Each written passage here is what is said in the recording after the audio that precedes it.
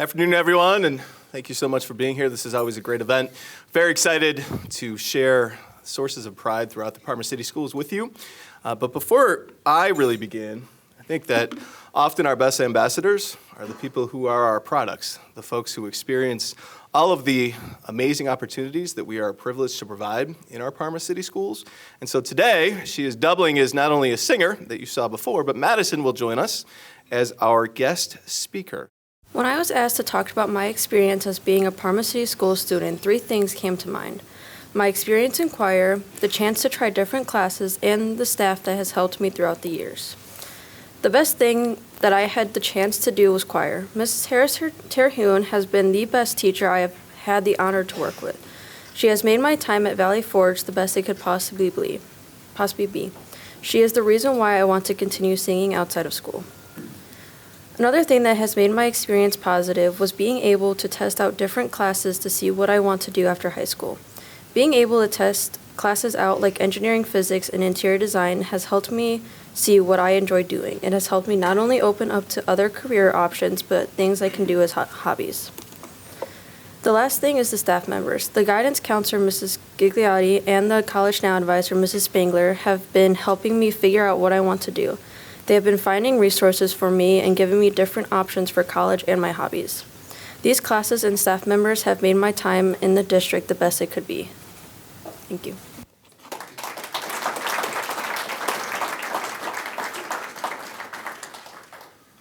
Thank you so much, Madison, for having the courage to stand and deliver. When we speak about sort of our why, and we've done this experience with our administrators to talk about, what really makes us come to work every day and what is the why behind the work that we do, she personified it. It's opportunities for students. She spoke certainly about choir, but she also spoke about the diversity of courses she's been able to take, and that's a real source of pride, and we're very grateful that she was able to stand and deliver for us. Can we give her one more round of applause?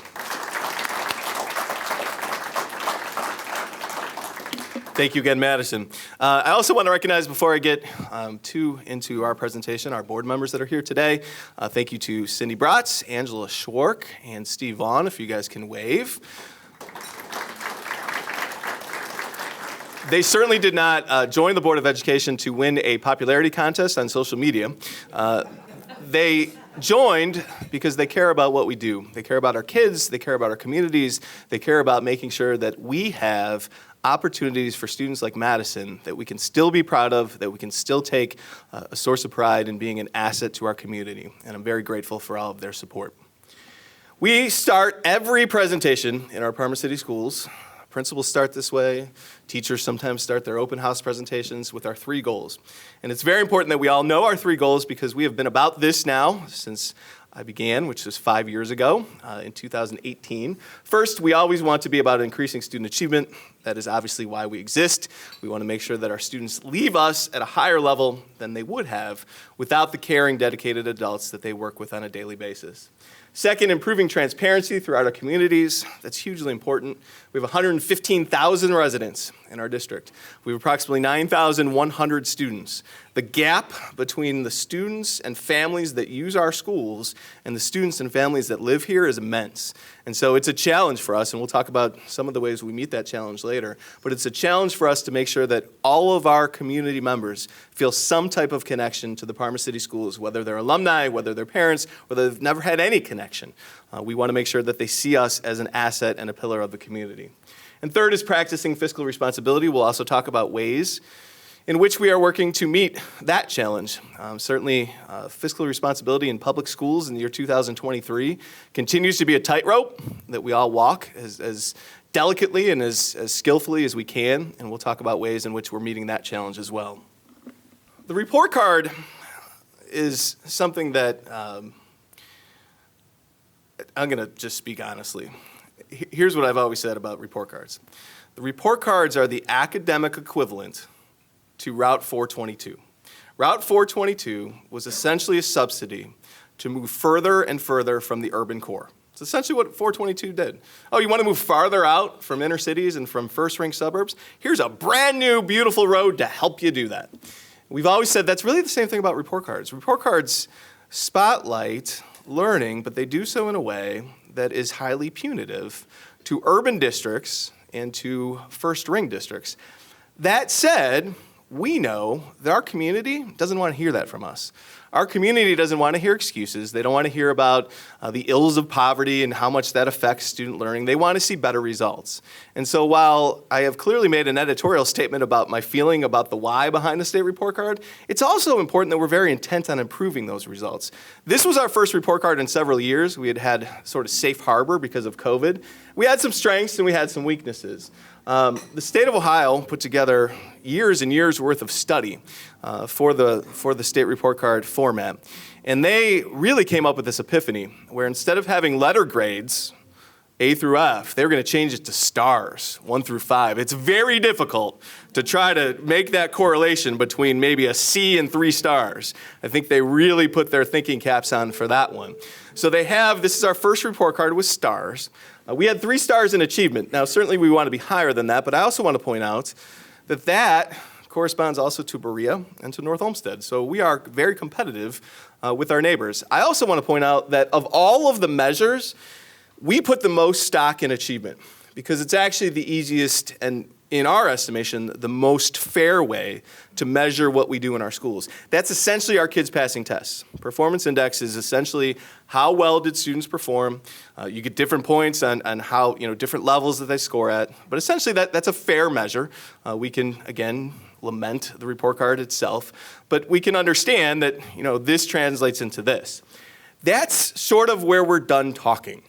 Because the rest of these measures are really very complex formulas that are, for the most part, arbitrary. And they change from year to year. The measures change. The target points change. And so as long as we are here, and as long as it's our tenure, our drive will always be right there. We can measure achievement very clearly. Our 3 stars is not an end point. It is a start point coming out of COVID, and we are determined to improving that.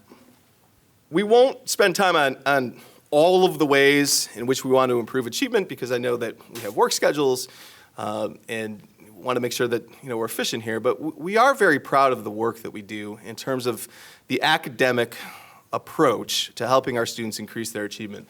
The most important piece that I think we have been able to really achieve is clarity.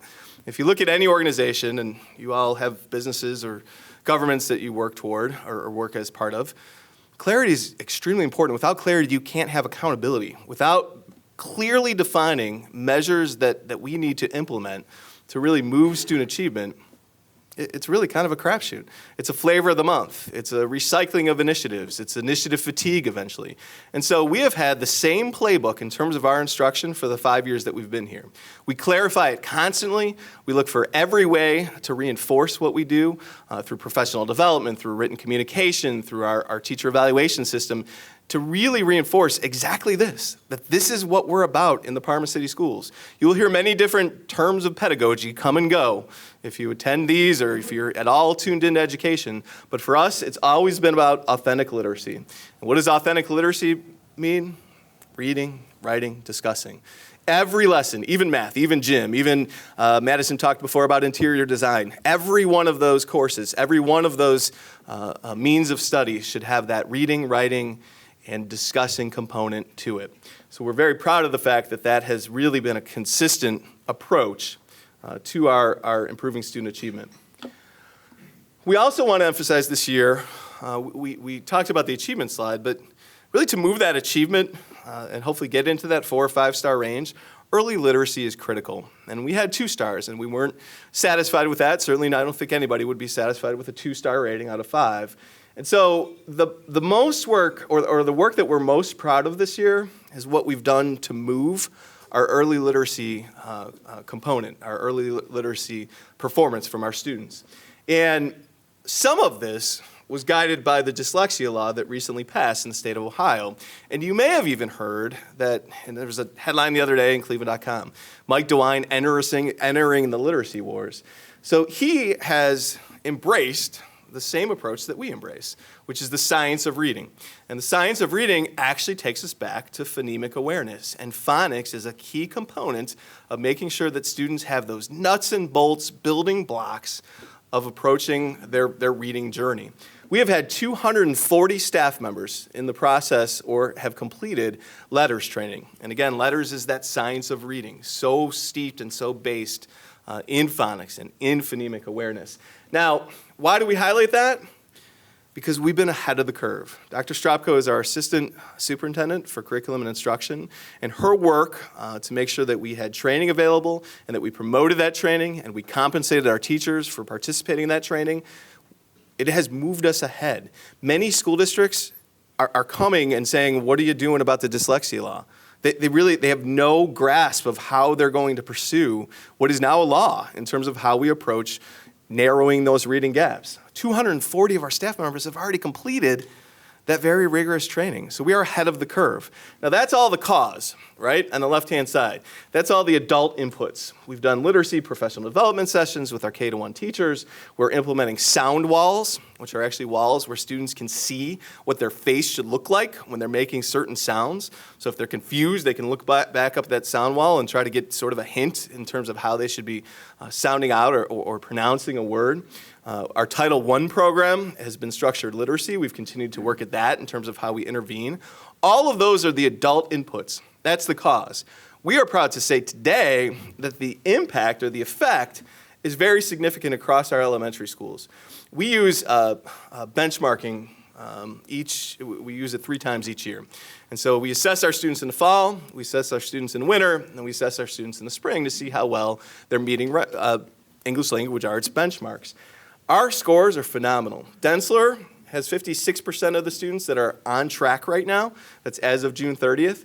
Now, we still want to work at that, but the increase from the fall to the January 30th was 15.7%. So a significant percentage of students are increasing and improving in their literacy skills.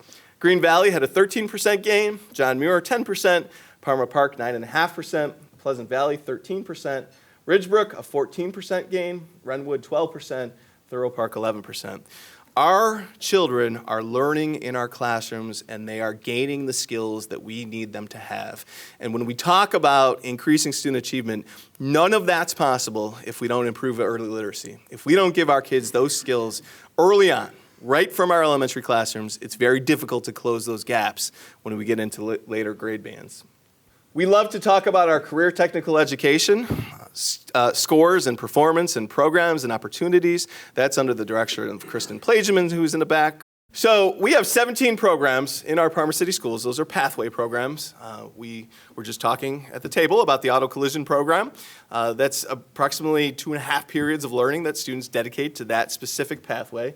983 students, which is just a great percentage of students that are enrolled in these programs. These are pathways to great middle class livings. We often lament that we don't have students who choose skills that will translate into a job when they're ready to leave. And so this career tech pathway is how to get them there. 21 elective courses as well in grades 8 through 12, 4,000 seats. It's 4,000 times our students are sitting in some type of career readiness pathway. And these are really strengths of our district because most school districts either partner, meaning, you're going to go to, when I was in Euclid, you went to Euclid or you went to Mentor or you went to Willoughby or you went to Wycliffe and we partnered. We do all of that right here. We are a one-stop shop for career tech. And that's a very impressive distinction of our Parma City schools. More importantly, though, than the offerings are the results. Look at these results. These are from the 2022 report card. Technical skill attainment. So are we passing certifications and web exams? 85% of our students did that. Post-program placement, 95% of our students enroll in college or they're in an apprenticeship or they join the military. We've always said, if I'm a parent, can you tell me, is my child, when they leave 4 years of Normandy or Parma Senior or Valley Forge, are they ready? 95% of our kids are registering as absolutely not just having some type of idea of what they want to do, they're in that program, they're in that pathway, they're in that career, or they're at that college or military institution. 100% career and post-secondary readiness, which again is different measures career and technical students take to measure their skills when they leave. 4-year graduation rate, 92%, 5-year graduation rate, 97%. We will always celebrate the victories of our career tech programming. It is a true strength and a distinction of our Parma City schools. Looking ahead, we have often talked about one-stop shop here in Parma, and you've heard us talk about ACEs, which is our students with autism program. You've heard us talk about KLA, which is kindergarten launch for students that maybe are too young for traditional kindergarten, but they also are ready to begin some type of schooling. That's a KLA program. We have PASS, Parma Alternative Secondary School, for students who maybe are 18, 19, 20 years old and still need some help getting that diploma. But what we recognized as a gap, what we recognized we had not set up in terms of our one-stop shop phenomenon, is some type of service to enrich our gifted students. We certainly have services, but we've never created a standalone program. We've had sort of push-in where teachers get trained to do this, and then we have a gifted intervention specialist who visits classes. PAGE, which will be the Parma Academy of Gifted Enrichment, will begin next year at Parma Park, and it is specifically aimed at creating really an elite gifted program for our students who qualify. And the qualifications are tests that they take throughout the year. Our action steps for this year, we have appointed Mrs. Tiffany Buchanan to be the leader of that program. We also already have an enrollment of 33 in this school. 19 will begin in the third grade next year. 14 will begin in the fourth grade. We certainly look to expand that. There are students who are still qualifying through some of our benchmarking assessment. They hopefully will enroll this spring. So we're really hoping for at least 22, 23 students in each grade level, and we're well on our way to doing that. We have oriented parents, as you see in the picture there. We look forward to assigning teachers as part of the staffing piece. And next year, we will have a very unique program in our Parma City schools aimed specifically at meeting those needs of our gifted learners. Improving transparency was our second goal. We know that not everyone's on social media, and yet, boy, it certainly seems like it sometimes, doesn't it? We always aim to put as much information out as possible. Now, we don't only rely on social media because we know that some folks don't have that. So we still have actually a written address. It's called the Monitor. We send that out 3 times per year. It is actually a 4-page folded informational piece, but that's a little bit more static. You have to write that and publish it and print it. Social media is right now. And in our society, we know that people want information right now. And so if you look at our statistics, we're very proud of our Facebook has improved each year. We have 13,000 followers, over 13,000 followers, 12,229 likes. Instagram has grown each year as well. So we have almost 4,000 followers. Twitter, almost 5,000 followers. And then our website has reached 804,341 clicks this year. We talked before about making sure that we are an asset to our community regardless of your status. And so what we always try to do is say that community resources, our resources, are your assets as families. And we talked about that with our bond issue campaign. We talk about it on a daily basis with what we have right now to offer. And so we've continually offered to open our hallways for walking Mondays and Thursdays at all 3 high schools. Swimming, I do have to give a little bit of a caveat there. That's when we can find lifeguards. If anyone wants to lifeguard for the community swim, see us afterward, because we need you. We've had to cancel probably about half of it. It's difficult to find students or lifeguards in general at this point. But we do open our pool at Parma Senior High. We will again have an Easter egg hunt. That's April 1st at Byers Field. Byers Field is a beautiful facility.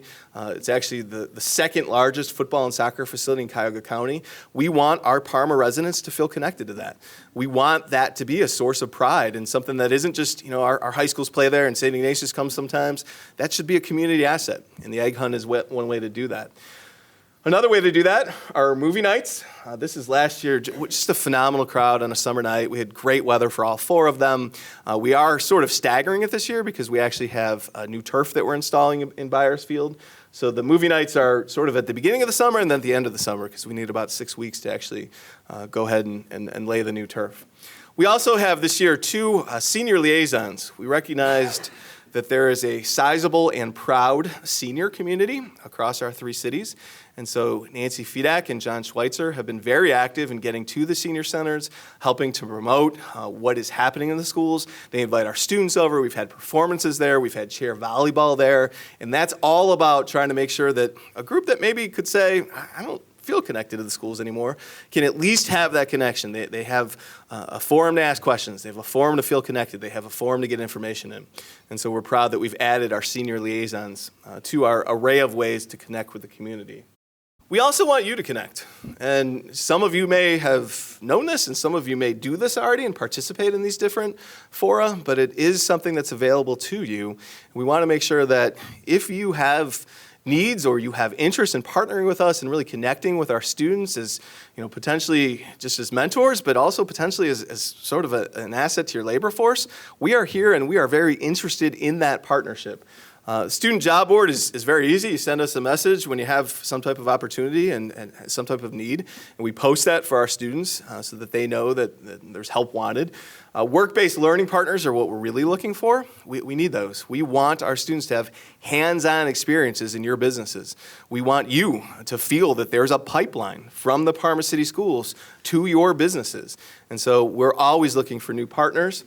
Young Entrepreneurs Day is another way in which we promote business in our city schools. So we're hopeful that you can join us just to potentially be judges, potentially to help interact, and again, maybe serve as mentors. That's March 25th.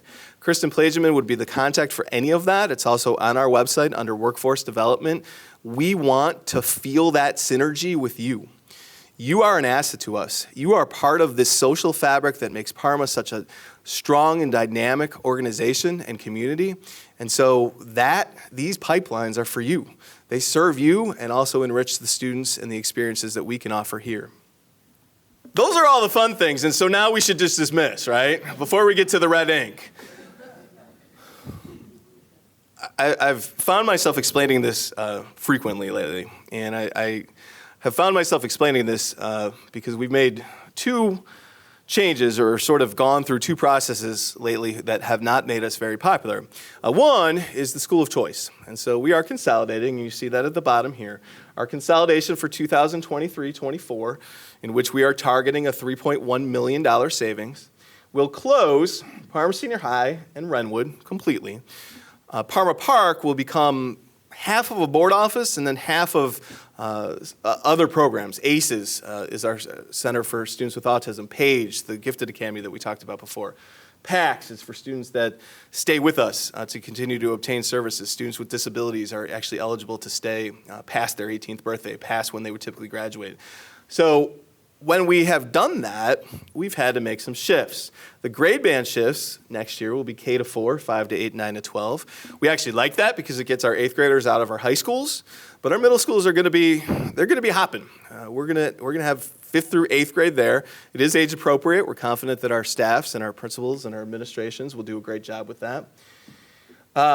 When we've gone through that process, though, and again, this is why I feel like I've had to explain this a number of times, folks have wanted to say, well, I'm assigned to Hillside as an example right now, and I love Hillside. And now you're going to reassign me to Shiloh. I don't want to go to Shiloh.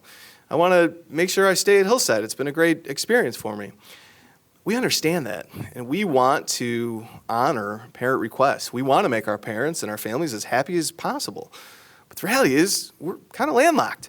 We're not going to add on to Hillside. We're not going to add on to Densler. Densler's been another example. We're not going to add a second floor to Densler. And we say these things as sort of an entry into this slide because we are not the federal government. We have to balance our budget. And we have to live within these means. And until we come back and ask for more money in terms of an operating levy, here's our bottom line. And so you see we're great. In 2023, 24, and 25, we are fiscally solvent. Those are great green numbers that we like to see. But we start to have some issues in 2026 and 2027. And when we talk about consolidation and we talk about some of the changes that we've had to make, it's right there. There's a reason why that's on top of the slide. It's not because philosophically we don't want 3 high schools. It's not because philosophically we want grades 5 through 8 or 9 through 12 or grade band reconfigurations. It's because we have to live within our means and we have to balance a budget. And so when we talk about consolidation, it's specifically about economic efficiency. The other pieces of the consolidation plan for 2023-24, Arlington, which sits behind Pleasant Valley, will be both our museum. Where's our museum crew? Some of our folks. They were so excited to set up at Parma Senior High that 3 weeks after they completed, we said, yeah, we're actually kind of knocking down Parma Senior High. So That beautiful museum has a few more months left in its current location, and if you haven't seen it yet, please go see it. But we do have a great spot at Arlington. It'll be in the lobby, and so it's really a high traffic area, and we're excited for that.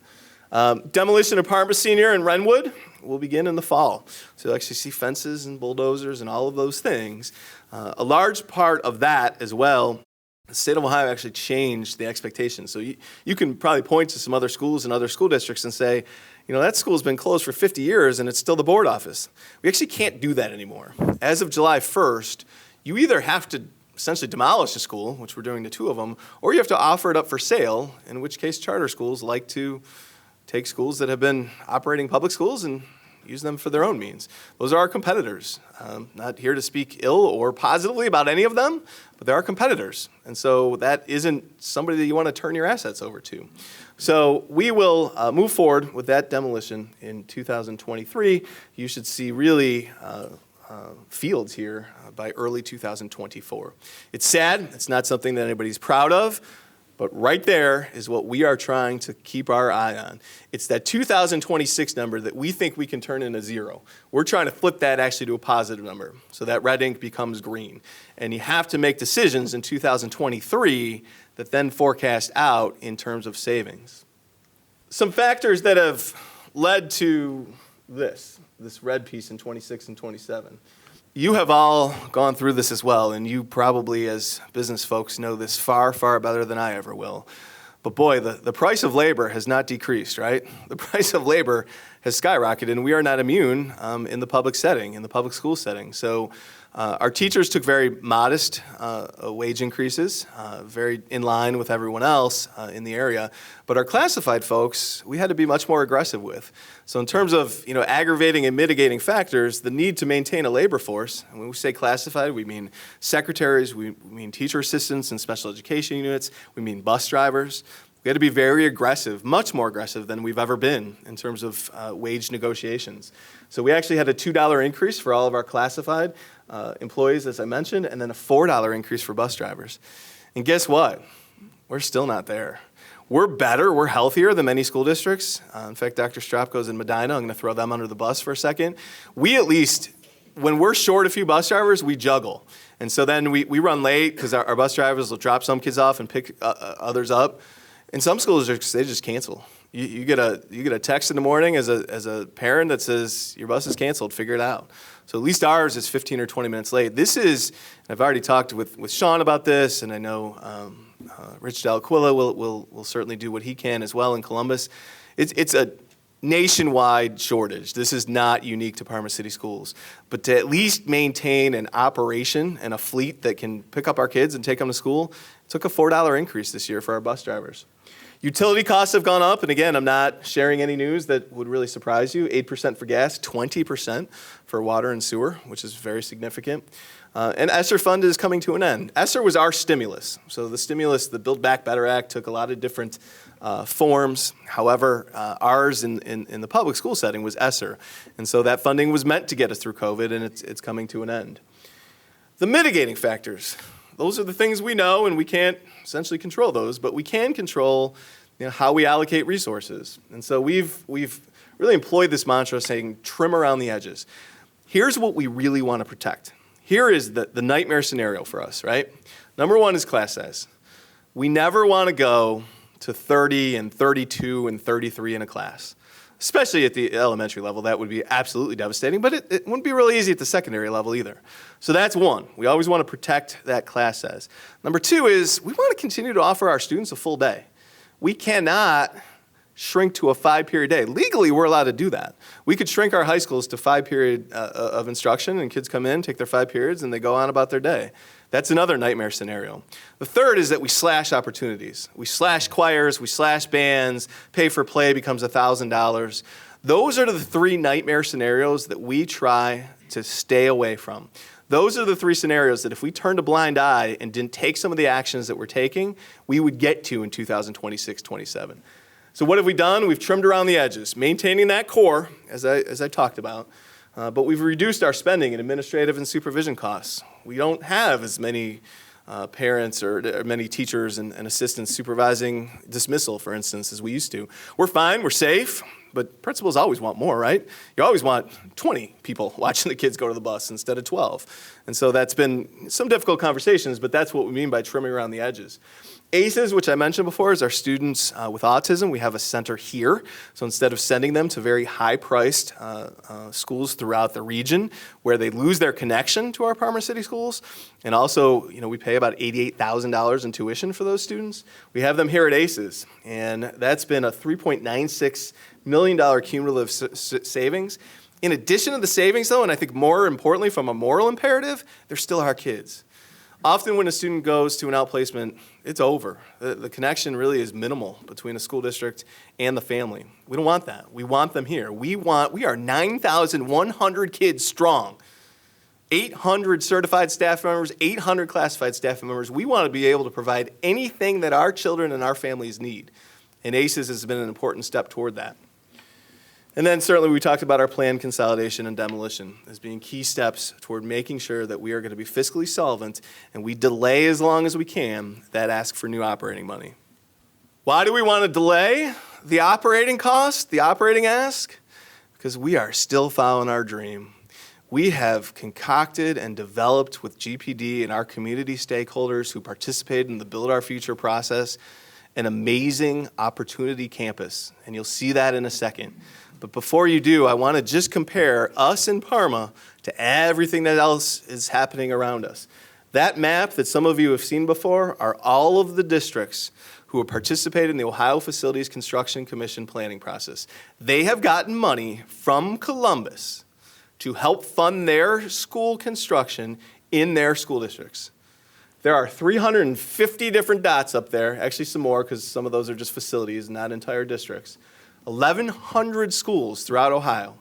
I can't tell you where every single blue dot is, but I can tell you there are none here in Parma. We have not taken advantage of that yet. We have $71.9 million sitting on the table in Columbus for us. If we are able to pass a bond issue, and we'll talk more about that in a second, that money comes back to us. We've talked about building our future. Our people, our residents, our Parma communities are building their futures. That's state money. That state money came from somebody. It came from us. That's a pot of money that we want to make sure that we can capitalize on. We want blue dots up there. We want our students to have the same opportunities in the same environments and the same 21st century facilities as all of their neighbors do in surrounding districts. You can walk to any school district that surrounds us, throw a pebble across the line, and you're hitting a district with new facilities. Any district that surrounds us. We call this the Opportunity Campus, and it again is on the ballot in May. Now, inflation teased that number up a little bit. We were looking at a $237.5 million campus last fall. Because we weren't able to take advantage of that, it's now at $250 million. The price to the taxpayers is very minimally changed, though. We have gone from $11.53 per month to $11.67 per month. We do not have an issue number yet. As soon as we do, we will start to certainly inform people as much as we can. But the number in terms of the dollar per 100,000 of your property value has pretty much stayed the same. And so I'm going to let GPD and one of our students who's in our broadcasting community take it over to explain what we are offering our Parma communities. The Parma City School District has partnered with GPD Group, our architectural consultants, to design a unique learning institution that will empower our high school students to learn in a first-class environment with myriad opportunities to find their niche. The Singular District High School will be located on the current property of Parma Senior High School, PSH, which is scheduled to be demolished in fall 2023. There are many advantages to the construction of a new lone high school campus. From an academic perspective, students will have the opportunity to take more College Credit Plus and advanced placement courses, as these have often been limited when trying to maintain fiscal responsibility within a 3 high school campus model.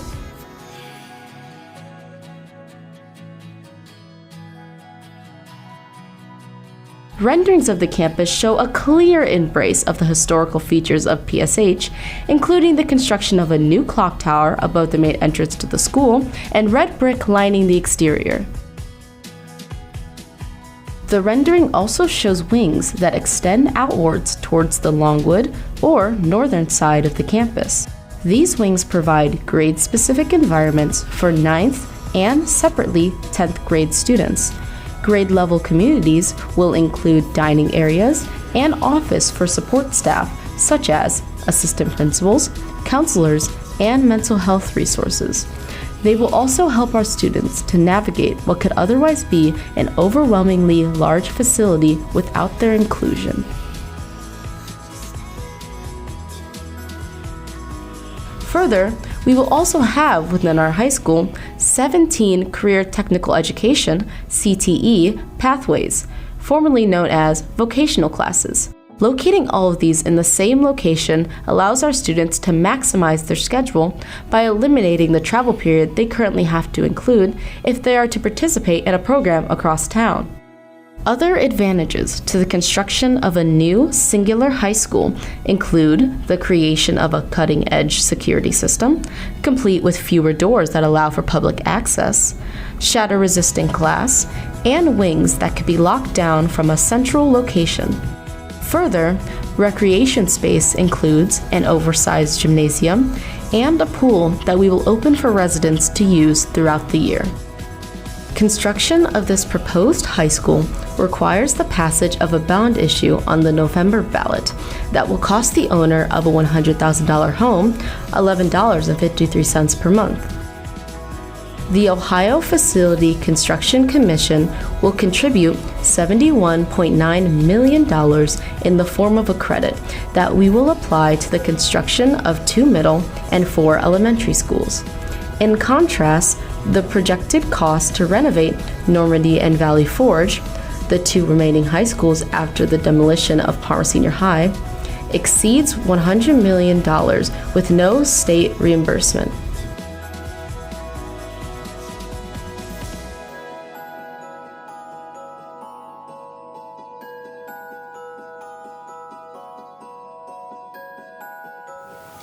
So this is our 4th crack at this, right? We had 2 tries where we had 2 secondary campuses. Those lost 54 to 46, and then they lost 63 to 37.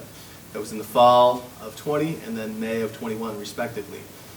In November, we actually were somewhat encouraged by the results. We climbed our way to a 52 to 48 margin.